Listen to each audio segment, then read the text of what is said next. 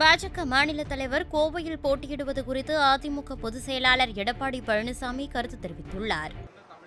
யாரு களம் இறங்கினாலும் ஓட்டு போடுறது மக்கள் தாங்க. மக்கள் யார் தீர்மானிக்கிறாங்களோ அவிதான் அந்த வேட்பாளர் தான் வெற்றி பெறுவாங்க. ஆக களத்தில் நிக்கிறவங்க பத்தி கவலை இல்லை. மக்கள் யார் வெற்றி பெற நினைக்கிறாங்களோ அவர் தான் முக்கியம்.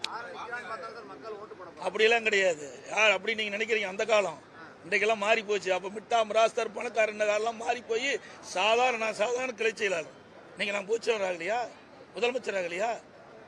மக்களுடைய மனம் மாற்றம் மாறிவிட்டது. இன்றைக்கு தொழில் அதிபர்கள் பணக்காரர் தான் நின்று ஜெயிக்கணும் அவசியம் இல்லை.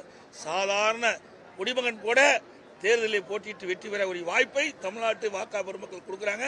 அது அனைத்து இந்திய அண்ணா திராவிட முன்னேற்ற காலத்தில் அது பின்பற்றோம்.